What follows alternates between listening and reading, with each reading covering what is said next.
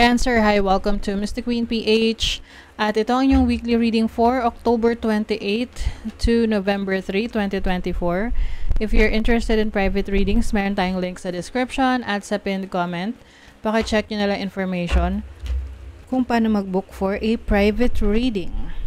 Ayan, so let's see what's coming to you, Cancer, this week.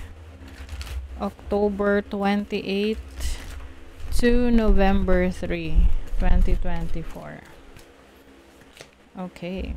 True love come to me. O, maaring iba sa inyo, meron kayong minamanifest na love life. Meron kayong hinihintay. Kailan ba darating ang inyong person? Oo. So, syempre, you have to prepare yourself as well. Para pag dumating siya, diretso na. Diretso kasalan na. Oo. So, maari ring merong person na nagmamanifest sa'yo. Oo. Minsan kasi yung hirap pag ikaw yung minamanifest ng isang tao dahil paano kung hindi mo pala siya gusto? 'Di ba? Oo. Tapos o kaya ex mo, tapos magiging marupok ka na naman. Babalik ka na naman sa kanya. But I think this true love na to, para sa iba sa inyo, this is about true love para sa sarili mo. You know, na maibalik mo yung pagmamahal mo sa sarili mo, na hindi lang ibang tao yung iniisip mo. It's about loving yourself more. Yan. O, healing. Healing from your past. Healing from your trauma. Awareness rin kasi importante. Bago tayo makapag-heal, we have to be aware. Aware tayo dun sa na-experience natin, bakit nangyari yon, ano yung lesson na natutunan mo doon, willing ka na ba na mag-let go? Oo, kasi kung hindi ka pa willing na mag-let go, mahirap mag-heal, no? And may mga tao kasi na napasok sa relationships na hindi pa sila healed, and then naapektuhan yung current relationship kasi minsan naipapasa nila yung problema nila dun sa from the past doon sa bago. So some of you will also focus on healing yourself. Pwede rin tong healing sa physical, no? Kung kayo medyo naging sakitan ng nakaraan, you are recovering. Wow, abundance. Abundance is coming to you. Fortune is coming to you. Wow. So, pagdating sa resources, mga needs ninyo, ngayong week na to, maganda ang pasok ng pera. Maganda ang performance ng inyong business. Oo. Tapos, maaring, mapapaaga ang bonus ninyo. Or, maaring merong good news when it comes to your job, your career. And ang abundance, hindi lang siya sa finances, no? Sa pera. Pwede rin yung abundance of ideas, no? Meron kang magandang idea, let's say business idea that you can do, no? Para mapaunlad mo yung iyong kaperahan. Yung iyong finances. Let's see what else for Cancer this week. You have the Three of Swords. Naku, I think ito yung kailangan yung i-heal ngayong week na to. Some of you medyo broken-hearted, no? Minsan kasi, we can be broken-hearted kahit na wala tayong relationship. Kasi parang minsan inisip mo, bakit kaya wala pa rin person na dumarating sa buhay ko? Bakit ganito? Bakit ganon? 'Di ba? Minsan ang hirap sagutin. Ang hirap talagang sagutin ng ganyan. Lalo na kung you've been really wanting a relationship. But minsan kasi, we have to look from within, no? Yung sa sarili natin. Maaring yung emptiness na yan, hinahanap natin sa iba. Which is, medyo mahirap. Kasi paano kung walang dumating, 'di ba? Will you let it empty? Will you let it feel empty? So, syempre, ikaw magpupuno niyan sa sarili mo. Let's see what else. Uy, King of Cups. Nako ha. Okay. Yung iba sa inyo, Cancer, merong magpupuno. Baka merong person sa buhay nyo that will, make you feel good about yourself. Merong person na intindi sa inyo.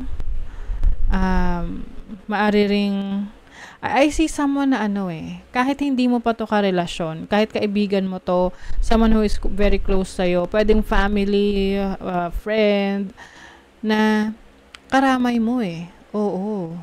So, ang love hindi lang yan laging romantic.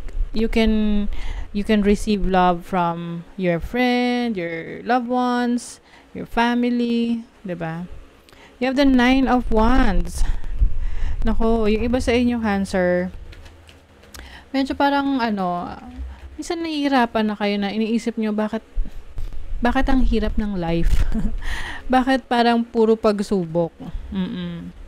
Pero wag kayong mag-alala kasi yung pagsubok na yan, patapos na, nasa healing process ka na Kailangan lang dito, mabago na yung mindset mo. Mabago na yung pananaw mo na, you are entering a new chapter in your life, which is the chapter of abundance. So, di ba? 9 of Cups, which is about happiness, fulfillment. Galing. Uy, 2 of Cups, Okay. Yung iba kasi sa inyo, pwedeng hindi pa kayo nakakapag-let go ng past. So, paano darating si new person kung hindi pa kayo nakapag-let go sa past? 'Di ba? Pwedeng iba, hinihintay pa rin ang pagbabalik ng past. Pero paano kung hindi siya talaga para sa'yo, 'di ba? So, you really have to move on and focus on your life. Yung mga bagay na magpapasaya pa sa'yo. Some of you, meron ditong romantic relationship. Pwedeng unexpected ito. Unexpected. Yung iba naman, this can be a business partnership na kung saan magiging masaya ka dito sa sa trabaho na to or sa business na to. You really have to make a choice ngayong week na to. In terms of relationship, you really have to let go. Okay? Kung galing kayo sa isang difficult relationship, toxic situation sa ka-deal mo na person, yung iba kasi gusto nyo ng gusto nyo maghigante. Alam nyo, ang paghihigante, yung revenge, low vibration yan. So, if you are wanting to be loved by a person na talagang totoo sa'yo, yung honest na love, kailangan i-cleanse mo muna yung puso mo. You have Mercury in Cancer in the 4th house. Alam nyo, maaring you will be spending time talking to your family members, yung mga, let's say, parents mo, kung sino man na mapagkakatiwalaan mo sa family in terms of how you feel. Tutulungan ka nila. Tutulungan ka nila on how to embrace your situation. At I think meron kasi ritong may galit no? Pwedeng ikaw to na may sama ng loob or may galit ka pa sa isang tao na sinaktan ka. Oo. So, yun yung kailangan mo munang i-work out. Dahil rest assured, pag naka-move on ka na dito sa person na to, someone new is coming. Sa money, career, finances, ayan, magiging busy ka, mag-i-invest ka sa iyong sarili, sa skills mo. Pwedeng may bago kang aaralin na knowledge wherein pwede mong magamit to improve your career, your finances, your business. Okay? Sa love life, playfulness, have fun to get comfortable with your partner. So, yung iba sa inyo, if you are in a relationship, maaring mas lalabas kayo ng iyong partner, you will do fun things together. Minsan kasi laging na lang trabaho, bahay, or trabaho. Hindi na kayo nagkikita ng person mo. So ngayong week na to, you will find time para makabawi sa isa't isa. If you're single, I think mas magiging yung open to new connection. Okay? Divine service. How can you serve yourself better? This is, again, focusing on yourself, loving yourself. Paano mo daw mas mapaglilingkuran ang sarili mo ng mas mabuti?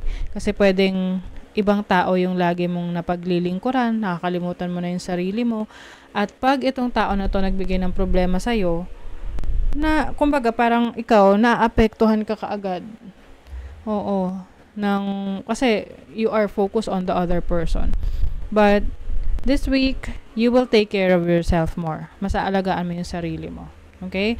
So that is your reading, Cancer. Thank you so much. Bye.